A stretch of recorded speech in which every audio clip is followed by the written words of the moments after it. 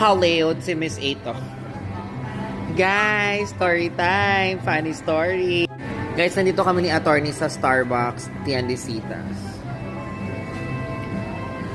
Nagpa-social kami dito. Umorder kami. Siyempre, di ba pag-order ka sa counter? Si order, tapos kukunin yung pangalan mo. Hindi kinuha yung pangalan namin. So, dumating na yung order namin. At ang nakalagay sa pangalan ko, tingnan nyo, te. Te, sino si Margaret? Sino si Margaret? Bakit Margaret, mami? Kaya ang pangalan ko na ay Margaret. Pero ang pangalan ni attorney ay... Ito ang pangalan ni attorney.